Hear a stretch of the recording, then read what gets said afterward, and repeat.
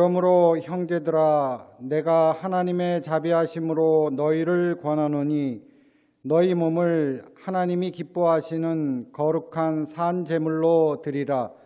이는 너희가 드릴 영적 예배니라. 아멘. 한 주간도 평안하셨습니까? 하나님께 예배드리기 위해 이 시간 함께하는 모든 분들을 주님의 이름으로 환영합니다. 오늘은 성령 강림 후 세 번째 주일입니다. 이제 우리의 몸과 마음을 모아 하나님께 예배 드리겠습니다.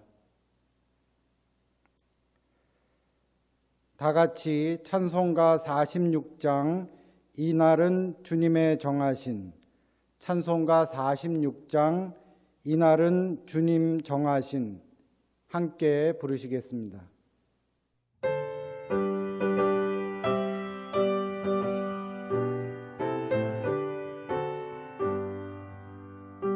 이날은 주님 정하신 참 기쁜 날일세. 원천한 만민 주 앞에 다 찬송하여라. 주 오늘 부활하시고 사망을 이겼네. 구주를 믿는 성도들 그 복음 전하세.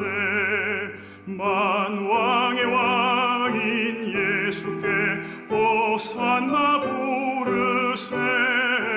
이날에 주가 오셔서 다 구원하시리.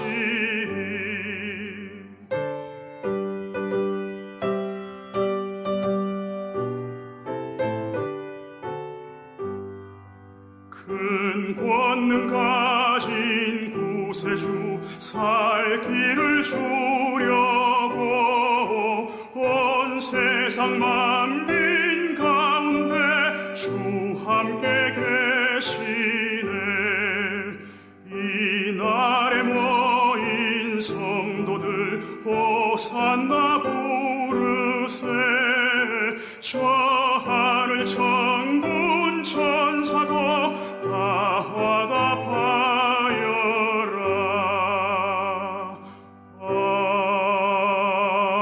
아멘. 다 함께 교동문 35번 시편 84편을 교독하시겠습니다. 교동문 35번 시편 84편입니다.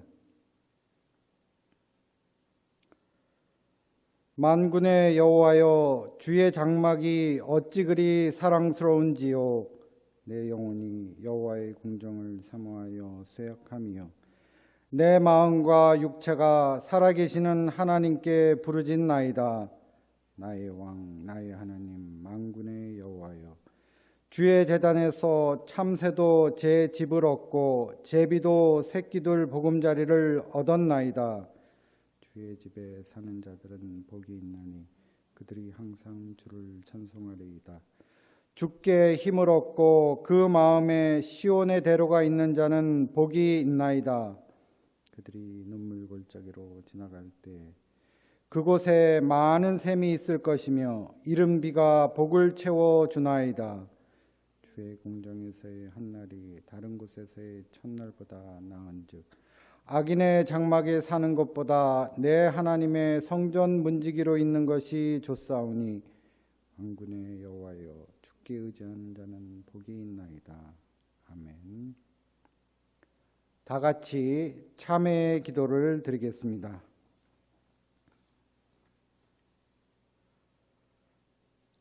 하나님, 우리는 절망과 슬픔의 순간과 마주칠 때면 주님을 원망했고 때로는 주님을 떠나기도 했습니다. 주님이 그 누구보다 우리를 사랑하시고 아름답게 인도하실 것이라는 믿음을 붙들지 못한 채 우리 인생이 핑크빛으로만 채워지기를 바라는 아이처럼 투정하며 살았습니다. 우리의 연약한 믿음을 용서하여 주옵소서.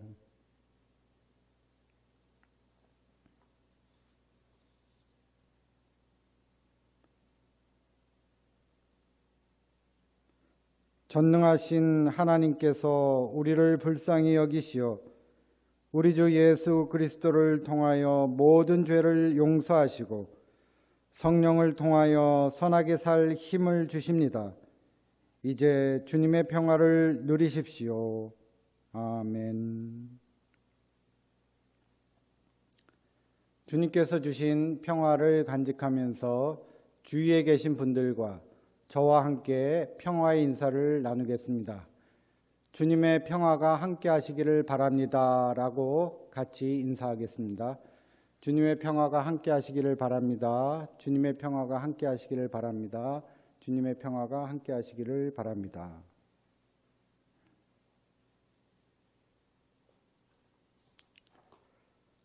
다 같이 사도신경으로 우리의 신앙을 고백하겠습니다. 전능하사 천지를 만드신 하나님 아버지를 내가 믿사오며 그 외아들 우리 주 예수 그리스도를 믿사오니 이는 성령으로 잉태하사 동정녀 마리아에게 나시고 본디오 빌라도에게 고난을 받으사 십자가에 못 박혀 죽으시고 장사한 지 사흘 만에 죽은 자 가운데서 다시 살아나시며 하늘에 오르사 전능하신 하나님 우편에 앉아 계시다가 저리로서 산 자와 죽은 자를 심판하러 오시리라. 성령을 믿사오며 거룩한 공회와 성도가 서로 교통하는 것과 죄를 사하여 주시는 것과 몸이 다시 사는 것과 영원히 사는 것을 믿사옵나이다. 아멘. 거룩하시고 자비로우신 하나님, 우리들의 힘과 소망이 되신 여호와 하나님께 찬양과 영광을 드립니다. 지난 한 주 동안 저의 삶을 도와주시고 지켜주신 주님의 은혜에 감사드립니다. 처음 경험하는 온라인 예배임에도 교회 내의 자원 인력이 합심하여 주님의 사역을 감당할 수 있도록 인도하심을 감사드립니다. 이 예배 가운데 임재하시어 말씀의 은혜와 찬양의 기쁨을 누리게 하옵소서. 그러나 오랜 기간 대면 예배를 드리지 못하면서 아쉬움과 더불어 저희들의 믿음이 연약해질 때도 있음을 고백합니다. 저희들의 나약함을 용서하여 주옵소서. 이번 기회에 우리들의 신앙 면면을 돌아보며 하나님의 뜻을 구하는 기도를 하기 원합니다. 자비로우신 하나님, 아직도 부분적으로 코로나가 진행 중에 있습니다. 이로 인해 온 국민이 지쳐 있고 나라 경제와 사회 질서가 흔들리고 있습니다. 빠른 시간 내에 이 질병을 퇴치시킬 수 있도록 주님께서 친히 역사하여 주옵소서. 코로나로 인한 불확실한 미래를 살아가는 우리에게 주님 말씀에서 멀어지지 않도록 강한 믿음을 주시기 원합니다. 예배를 통하여 하나님과의 관계를 돈독히 유지하면서 주님 말씀 따라 순종의 덕목을 실천하게 인도하여 주시옵소서. 주님의 진리가 우리의 지혜가 되게 하시고 더 나은 삶을 위해 노력하는 저희들에게 주님의 자비가 임하시기를 원합니다. 또한 우리 모든 교우들이 그리스도 안에서 하나 되어 공평과 정의를 실현하는 삶의 공동체가 되기를 기원합니다. 보이지 않는 곳에서 기쁨과 충성된 마음으로 수고하시는 교우들에게 주님의 크신 사랑과 축복이 임하기 원합니다. 더욱이 온라인 예배를 위해 수고하시는 목회실, 찬양팀, 제작진의 노고를 격려해 주시옵소서. 단위에 세우신 김동환 담임 목사님께 성령의 능력을 주시어서 그 말씀이 저희 안에 살아 역사하게 하옵소서. 예수님 이름으로 기도합니다. 아멘.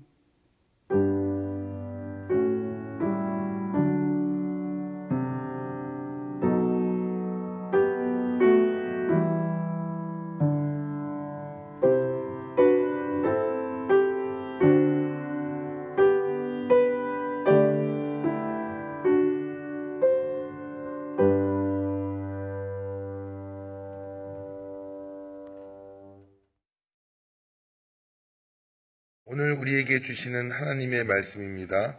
구약성서 24쪽 창세기 21장 14절부터 18절까지 말씀입니다. 구약성서 24쪽 창세기 21장 14절부터 18절까지 말씀입니다.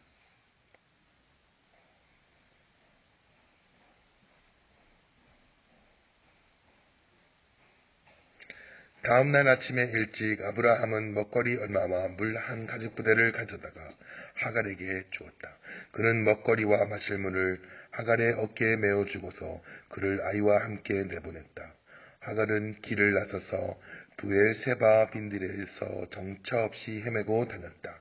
가죽부대에 담아온 물이 다 떨어지니 하갈은 아이를 덤불 아래에 뉘어놓고서 아이가 죽어가는 꼴을 참아 볼 수가 없구나 하면서 화살 한 바탕 거리만큼 떨어져서 주저앉았다.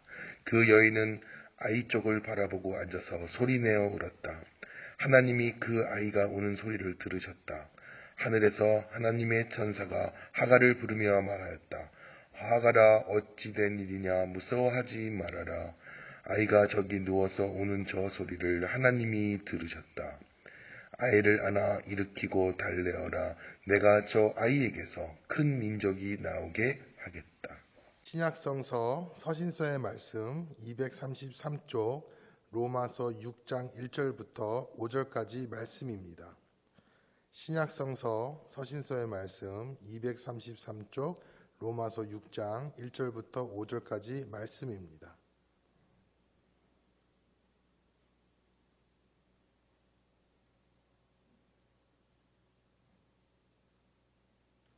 그러면 우리가 무엇이라고 말을 해야 하겠습니까? 은혜를 더하게 하려고 여전히 죄 가운데 머물러 있어야 하겠습니까? 그럴 수 없습니다. 우리는 죄에는 죽은 삶인데 어떻게 죄 가운데서 그대로 살 수 있겠습니까?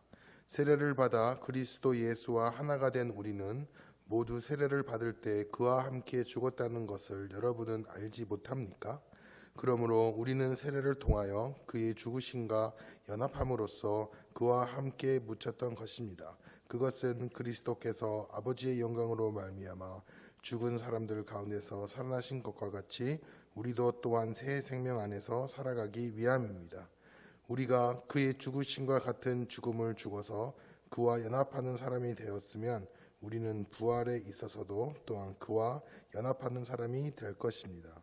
이는 우리에게 주시는 하나님의 말씀입니다. 그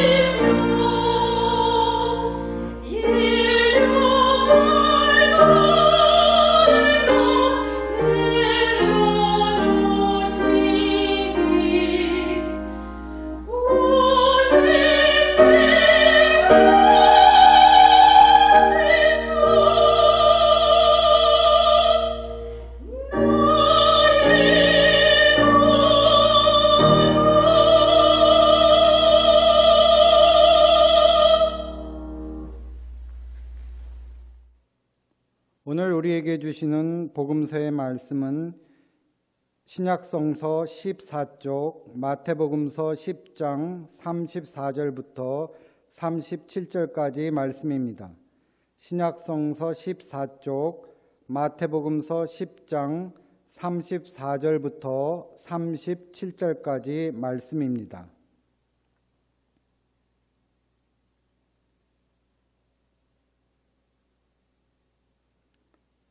너희는 내가 세상에 평화를 주려고 온 줄로 생각하지 말아라. 평화가 아니라 칼을 주려고 왔다. 나는 사람이 자기 아버지와 맞서게 하고 딸이 자기 어머니와 맞서게 하고 며느리가 자기 시어머니와 맞서게 하려고 왔다. 사람의 원수가 자기 집안 식구일 것이다.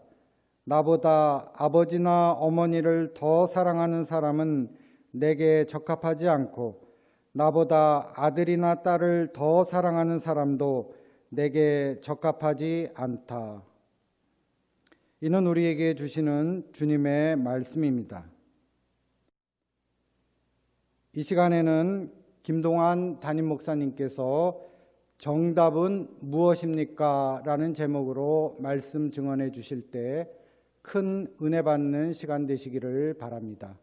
여러분 일주일 동안 평안하셨는지요? 주님의 은총 속에서 항상 평안하시기를 바랍니다. 오늘 함께 살펴보신 그 성경 말씀 두 구절은 아시는 대로 저희가 항상 보는 성서 전과에 따라서 지정된 말씀입니다. 근데 오늘 이 두 말씀이 우리가 성경에서 굉장히 이해하기 어려운 그러한 곳 중에 두 곳입니다. 첫 번째 말씀은 창세기 21장에 있는 여러분이 잘 아는 그 이야기입니다. 네, 얘기는 뭐 이렇습니다. 아브라함과 사라가 이제 애가 안 생겨가지고 고민하는 와중에 하나님이 아들을 주겠다 약속을 하시죠. 그런데 나이가 아브라함이 100살, 사라가 90살 될 때까지 생기지 않습니다. 기다리지 못하고 사라가 자기 여종 하갈을 첩으로 줘서 시바지로 줘가지고 이제 아들이 낳게 되고 이스마엘이 태어나죠. 그러나 하나님의 놀라우신 섭리는 결국 그대로 이루어졌고 정말 100살, 90살 그 많은 나이에 결국 아들을 갖게 됩니다. 그 아들이 이제 아시는 이삭이죠. 자, 이삭이 어렸을 때 사라가 어느 날 보니까 바로 그 이스마엘과 그다음 하갈이 이삭을 놀리고 있었습니다. 화가 났겠죠. 그래서 아브라함에게 저들에게 유업을 나눠줄 수는 없다. 쫓아내라고 말씀을 합니다. 아브라함이 고민에 빠졌습니다. 걱정을 하는데 하나님께서 괜찮다. 둘 다 축복하겠다 하시고 그래서 결국 아브라함은 사라의 말을 들어서 하갈과 이스마엘을 쫓아내게 됩니다. 쫓겨난 하갈과 이스마엘은 결국 정처 없이 광야를 헤매다가 물도 다 떨어지고 거의 죽게 되어서 넋을 놓고 울고 있는데 또 하나님이 천사를 보내서 어여삐 여기사 너희도 큰 민족으로 축복을 주겠다. 이렇게 말씀을 하셨더니 하갈의 눈이 떠서 샘물을 발견하게 되고 이스마엘과 하갈이 살아나고 이스마엘은 장성해서 결국 민족을 이루게 된다. 이런 이야기입니다. 자, 그런데 제가 처음 말씀드린 대로 이 이야기가 무슨 이야기가 난해하냐고요?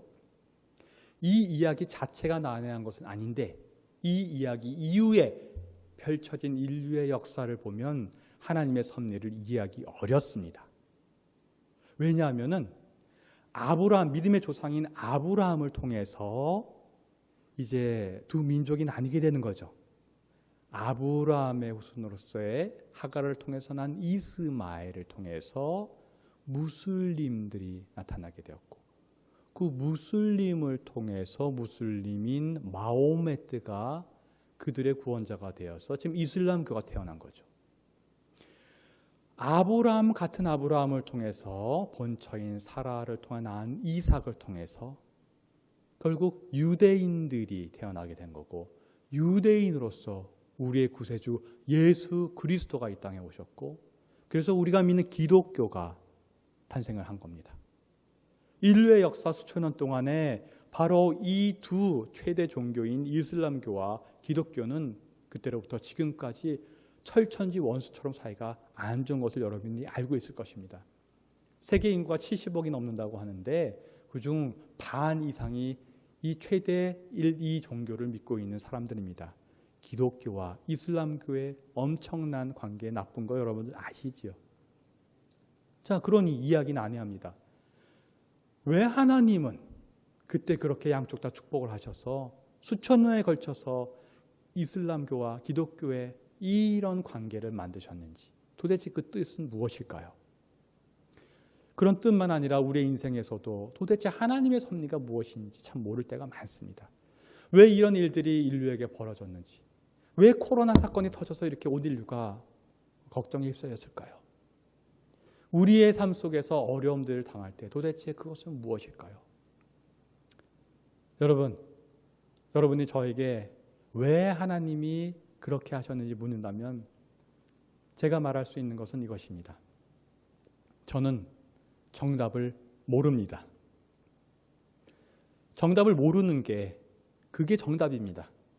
여기에서 정답을 안다고 하나님이 이런 게 있어서 이삭과 이스마엘과 이런 일이 일어났고 이슬람과 지금 기독교가 이렇게 사이가 나쁘다 이렇게 제가 다 그것을 꿰뚫고 말을 한다면 그럼 제가 하나님이게요. 만약에 이것을 설명해 준다고 한다면은 그건 좀 이상한 것입니다. 이렇게 설명을 해준다고 정말로 그 궁금증을 긁어주는 것처럼 성경에 이렇게 쪄맞춰서 말을 해준다면 그것이 바로 여러분 기독교 이단입니다. 여러분 그런 것에 현혹되지 마시길 바랍니다. 그것을 말할 수 있으면 그것이 하나님이고 그러니 그분이 교주가 되는 거겠죠. 다시 한번 말씀드리지만 저는 모르겠습니다. 정답을 모르겠습니다. 아무리 영성이 뛰어난 목사님도 모르는 게 인간이면 정상입니다. 사실 하나님의 섭리의 최종 단계인 최후 심판에 대해서 예수님도 본인도 모른다고 하셨어요. 오직 하나님만 안다고 하셨는데 어찌 그런 것을 인간인 우리가 알 수 있겠습니까? 자, 그럼 우리가 해야 될 것은 무엇일까요? 그냥 모르고 살까요? 네, 그냥 모르고 사는 겁니다. 모르니까요. 그럼 어떻게 해야 됩니까? 모르고 살지만 포인트는 뭐냐면은 그래도 뭔가 그 뜻을 하나님의 섭리를 알려고 노력은 해야 됩니다. 근데 초점이 다릅니다. 인간의 생각과 이성을 통해서 알려고 노력하는 것은 잘못된 것이고 알 수도 없습니다. 하나님께 초점을 두고 하나님의 섭리가 무엇인지 하나님께 기도하고 하나님의 말씀은 성경을 보고 또 성령을 구할 때 우리는 정답은 알 수 없지만 그 의미를 삶 속에서 알게 되고 그렇게 행동하게 되는 것입니다. 자, 이제 그렇게 볼 때 우리가 창세기 21장의 이야기를 정답은 모르지만 하나님께 초점을 두면 전혀 다르게 알 수 있는 의미가 있습니다. 자, 아까 그 이야기를 여러분 들을 때 어떻게 느끼셨나요? 우리가 인간에게 초점을 둘 때는요, 어떻게 이해됐냐면요, 줏대가 없는 아브라함의 모습이 보였을 것이고 또 시기 질투하는 사라의 모습이 보였을 것이고 또 반면 그 이삭을 놀리고 있는 하갈과 이스마엘의 그런 부족한 모습들만 가득한 이야기인 것 같습니다. 자, 이제 관점을 완전히 하나님으로 돌려서 하나님이 이야기에서 어떻게 하셨는지를 살펴보겠습니다. 그럼 전혀 다른 결과가 나옵니다. 하나님은 어떻게 하셨나요? 하나님은 걱정에 쌓인 아브라함을 위로해 주셨습니다. 그러면서 사라가 하는 대로 하여라. 이삭뿐만 아니라 이스마엘도 큰 민족이 되게 해주겠다. 걱정을 달래주셨고 위로해 주셨습니다. 그 다음에 결국 쫓겨난 그 하갈과 이스마엘에게 어떻게 하셨나요? 울고 있는 하갈에게 하나님은 천사를 통해 찾아가셨고 또 위로를 해줬습니다. 그러면서 네 아들 이스마엘도 큰 민족이 되게 해주겠다. 동행해 주시고 위로해 주고 축복까지 해주셨습니다. 자, 하나님에게 초점을 두니까 같은 이야기인데 전혀 다른 것이 나오지 않습니까?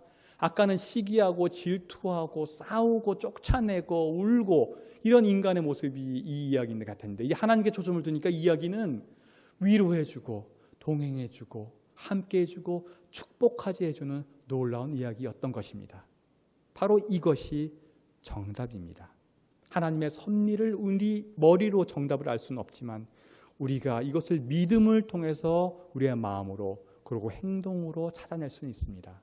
하나님과 같은 섭리, 하나님과 같은 마음을 우리가 느끼는 것이죠. 그래서 하나님의 뜻처럼, 하나님처럼 우리는 남을 위로하고 동행하고 축복해 줄 수 있는 것입니다. 그것이 바로 이 이야기의 본음이고 그것이 우리가 알 수 있는 정답입니다. 두 번째 이야기로 돌아가겠습니다. 두 번째 이야기는 바로 예수님의 이야기입니다. 제가 한번 다시 읽어보겠습니다. 예수님 말씀하십니다. 너희는 내가 세상에 평화를 주러 온 줄로 생각하지 말아라. 평화가 아니라 칼을 주려고 왔다. 나는 사람이 자기 아버지와 맞서게 하고 딸이 자기 어머니와 맞서게 하고 며느리가 자기 시어머니와 맞서게 하려고 왔다. 사람의 원수가 자기 집안 식구일 것이다. 나보다 아버지나 어머니를 더 사랑하는 사람은 내게 적합하지 않고 나보다 아들이나 딸을 더 사랑하는 사람도 내게 적합하지 않다. 평화가 아니라 칼을 주러 왔다고 예수님이 말씀하십니다. 어떻게 이해해야 될까요? 기독교의 최고 절기인 성탄절 때 우리가 예수 그리스도가 이 땅에 오셔서 평화의 왕이라고 하는데 그런 평화의 왕으로 오신 분이 어떻게 평화가 아니라 칼을 주러 왔다고 말씀하십니까? 부활하신 주님께서 첫 마디가 평안을 너에게 끼친다. 평안하뇨 물으신 그 평화의 예수님께서 어떻게 평화가 아니라 칼을 주러 왔다고 말씀하십니까? 참 이해하기 어렵습니다. 자, 이에 대한 해석을 제가 한번 두 가지로 드려봅니다. 하나는 잘못된 해석이고 하나는 올바른 해석입니다. 잘못된 해석에서 최대로 잘못된 해석은 이런 해석입니다. 자, 오늘 말씀에서 보지 않았느냐? 그러니까 제대로 믿으려면 가족을 다 버려야 된다. 자, 이런 해석을 하는 곳이 있는데 그게 바로 역시 기독교 이단입니다. 그럼 지금 코로나19로 인해서 문제가 되는 신천지에서 이것을 논리적으로 팹니다. 이 구절을 갖고 말합니다. 봐라, 믿으려면은 니네 가족을 버려야 된다. 그래서 그런 신천지에 현혹된 사람들은 결국 가족을 다 버리고 그쪽으로 갑니다. 여러분 요즘 TV에 여러 가지 TV 정식 프로에서 신천지를 고발하면서 그런 걸 보셨을 것입니다. 저 그런 프로에서 그런 것을 봤습니다. 한 어머니가 푯말을 들고 신천지에서 가족을 떠난 우리 딸 7년이 되었는데 대통령님 찾아주십시오. 이런 팻말을 들고 호소하는 것을 봤습니다. 그리고 찾아갔더니만 그 딸이 어머니를 외면합니다. 바로 이 구절을 잘못 해석했기 때문이죠. 내가 제대로 믿고 있으니 가족을 버려야 된다고 말합니다. 참 안타깝지만 현실인 상황입니다. 자, 올바른 해석은 무엇일까요? 올바른 해석은 우리의 초점을 아까 창세기처럼 하나님 예수님에게 두는 것에서 출발합니다. 아까 이 구절을 마태복음 10장이었는데요. 이 구절에 36절까지에만 초점을 두었기 때문에 인간에게만 초점을 두고 인간은 가족을 버려야 된다는 해석이 나온 거죠. 그러나 37절이 있었다는 사실을 우리가 명심해야 됩니다. 37절은 예수님 자신에게 초점을 두는 결론적인 말씀이었던 것입니다. 37절은 이랬었습니다. 나보다 아버지나 어머니를 더 사랑하는 사람 내게 적합하지 않고 나보다 아들이나 딸을 더 사랑하는 사람도 내게 적합하지 않다. 바로 이 모든 것이 예수님을 더욱 사랑해야 된다는, 예수님의 사랑을 우선순위로 둬야 된다는 것에 결론적인 초점이 있었던 것입니다. 그렇게 예수님께 초점을 둘 수 있는 여지를 30절을 빼놓고 앞구절까지만 살펴보니 그러한 잘못된 해석이 나왔던 것입니다. 우리가 해야 할 것은 예수님을 먼저 사랑하고 예수님의 사랑에 우선을 두는 우선성에 있었던 것입니다.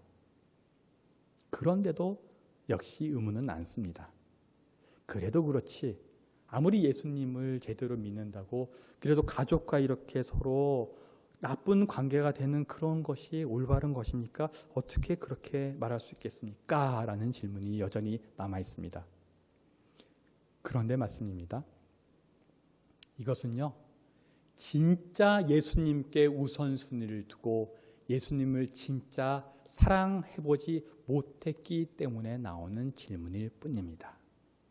만약 우리가 예수님이 원한 대로 예수님께만 초점을 두고 진짜 예수님을 누구보다 사랑한다면요, 우리는 자연히 예수님이 사랑하기를 원했던 가족과 이웃과 심지어 원수까지도 사랑하게 됩니다.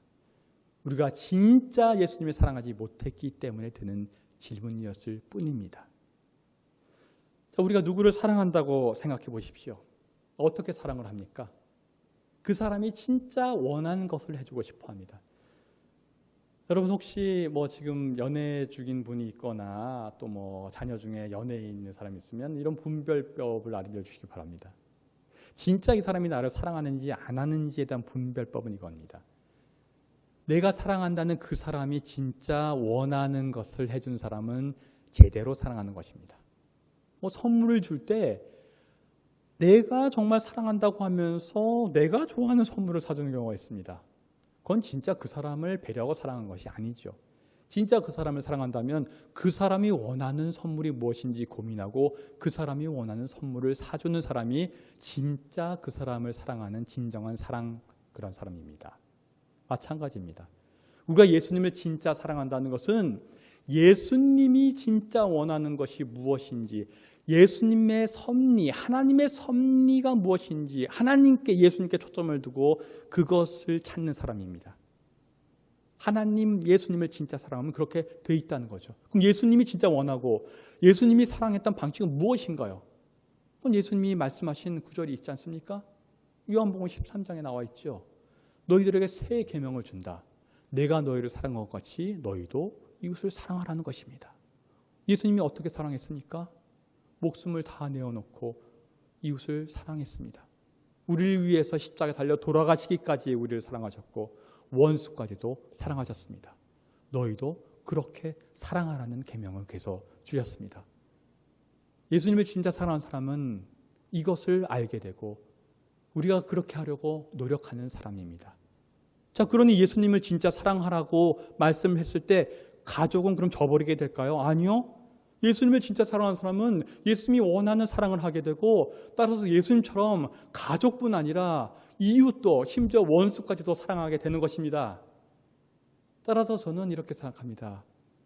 제자들에게 아무리 이웃을 사랑하고 말해봤자 계속 넘어지고 힘들어하고 못하니까 예수님이 그냥 극단적인 방책을 쓰신 것 같습니다. 얘들 그렇게 못하면 그냥 그런 주변적인 내려놓고 본질인 나에게 초점을 두고 나를 진짜로 사랑해봐. 내 삶을 진짜로 한번 봐. 내가 원하는 게 무엇인지 한번 살펴봐. 나만 사랑해봐. 그랬더니 어떻게 되었습니까? 그 결과가 바로 제자들입니다.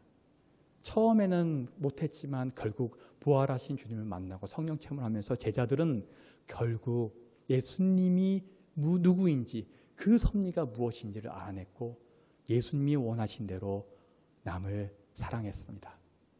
언제까지요? 죽기까지. 그래서 전승에 있으면 모두가 순교했다고 합니다.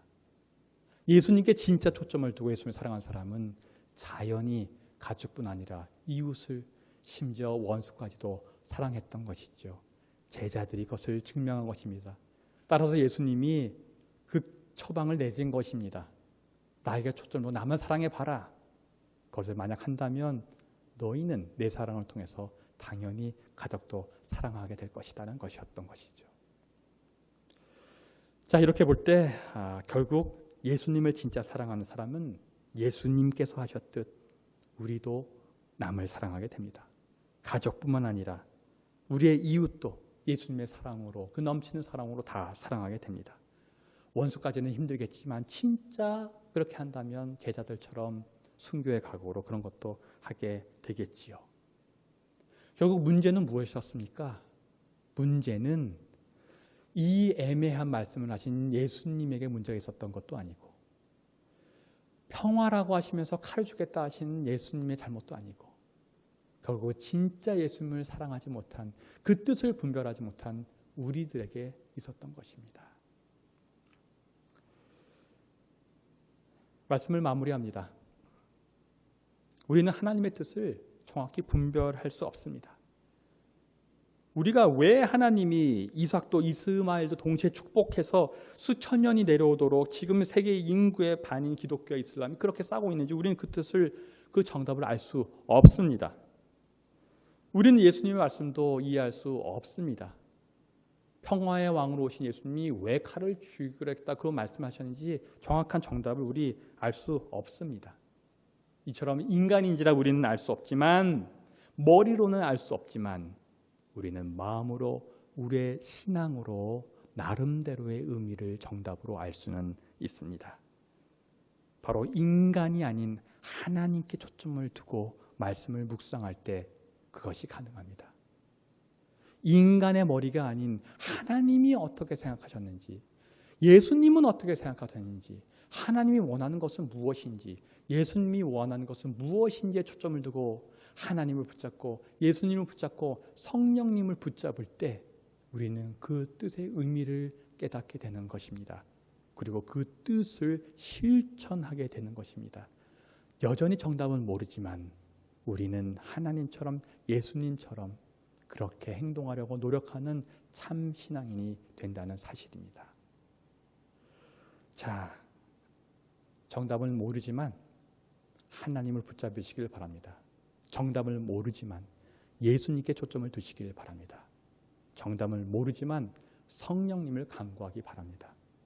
그럴 때 우리는 그 투쟁 속에서, 그 고민 속에서 결국 하나님이 원하시는 것, 예수님이 원하시는 것, 성령님이 원하시는 것을 알게 될 것이고, 결국 그 깨달음을 통해서 예수님의 사랑, 하나님의 사랑을 전파하게 될 것이고, 그럴 때 가족을 저버리는 것이 아니라 가족을 더욱 사랑하게 될 것이고, 이웃까지도 사랑하게 될 것이고, 언젠가 원수까지도 용서하는 사랑이 우리의 삶 가운데 일어날 것입니다. 바로 이것이 우리에게 정답입니다. 다 함께 묵상기도 드리시겠습니다.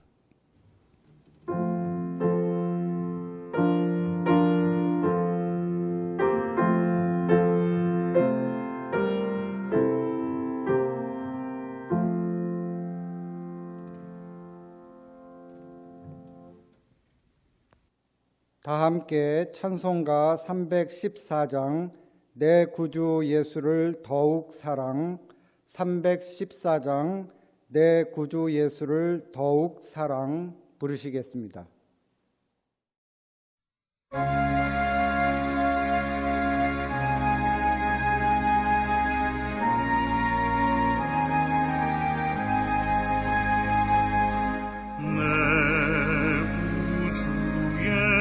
예수를 더욱 사랑, 엎드려 비는 말 들으소서.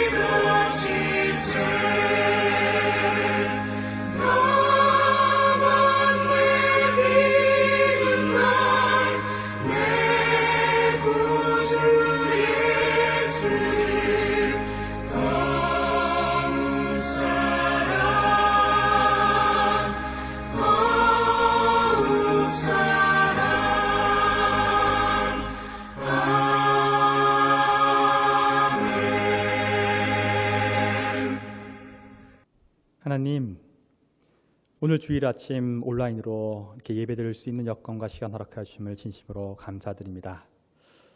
오늘 말씀을 통해서 우리가 하나님께 초점을 두고 예수님께 초점을 둬야 되는데 너무 인간적인 것에 초점을 두고 이성적으로 생각하고 그렇게 해결해야 했던 그런 우리의 모습을 반성해 보았습니다. 정말로 예수님을 진심으로 사랑하면 결국 주님의 뜻을 알게 되고 주님이 사랑하셨던 것처럼 나의 가족뿐 아니라 이웃 그리고 원수까지도 용서하게 된다는 사실을 깨달았습니다. 실질적으로 그렇게 믿지 못했음을 용서해 주시고 실질적으로 그렇게 시도하여 실천하지 못했음을 용서해 주시고 그렇게 하지 않고 머리로만 생각하고 하나님을 원망하고 그 뜻이 내 뜻과 달랐을 때 심기가 불편했던 우리들을 용서하여 주옵소서. 이제 주님께 초점을 두기를 원합니다. 우리가 주님께 초점을 두고 정답을 알 수 없고 이해할 수는 없지만 주님의 손을 붙잡고 주님과 씨름할 수 있는 용기를 허락하여 주시고 그리할 때 우리에게 이성적인 정답이 아니라 신앙적이며 실천적인 정답을 우리 삶 속에 허락하여 주시옵소서. 오늘 온라인으로 헌금을 드립니다. 11조로 주일로 월정으로 감사로 주정으로 헌금으로 여러 가지 제목으로 드리는 우리의 헌금 받아주시고 하나님 나라의 확장을 위해서 잘 쓰일 수 있도록 하나님께서 인도하여 주옵소서. 헌금과 함께 드리는 우리의 마음 받아주시고 어여삐 살펴보시사 우리에게 하나님의 큰 복 내려 주옵소서. 예수님의 이름으로 기도하옵나이다. 아멘. 성도의 교제 시간입니다. 알리는 말씀을 드리겠습니다. 온라인으로 드리는 주일 예배는 시간을 지키시어 주일 오전 11시에 삼회교회 홈페이지에서 주일 예배 동영상을 클릭하셔서 다 함께 드리시기 바랍니다. 코로나19로 인해 교회 일정을 중지하고 있습니다. 이 어려운 사태가 속히 종식되도록 계속해서 기도와 협력 부탁드립니다. 오늘 이 시간에도 이 어려운 코로나19 사태가 속히 종식되기 위해서 다 함께 기도드리겠습니다.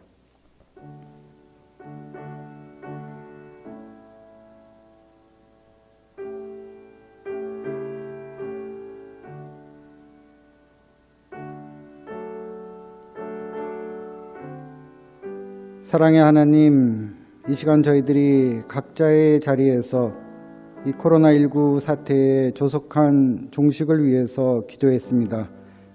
어려움에 빠진 모든 사람들을 주님 위로해 주시고 새로운 용기와 희망으로 채워주시옵소서. 이 모든 말씀 예수 그리스도의 이름으로 기도드립니다. 아멘.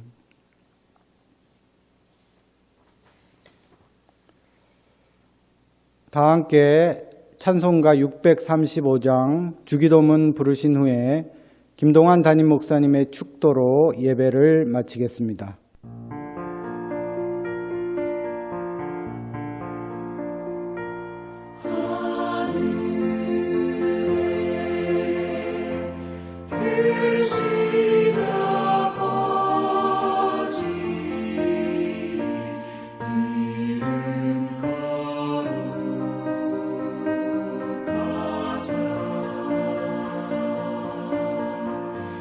주님 나라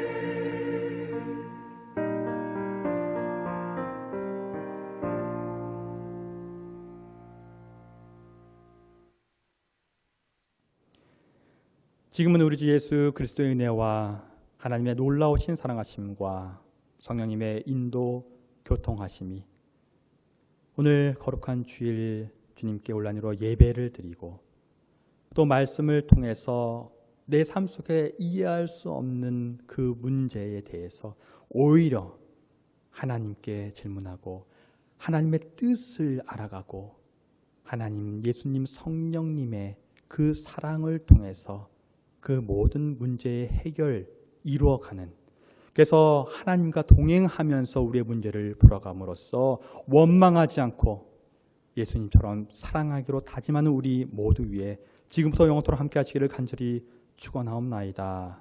아멘.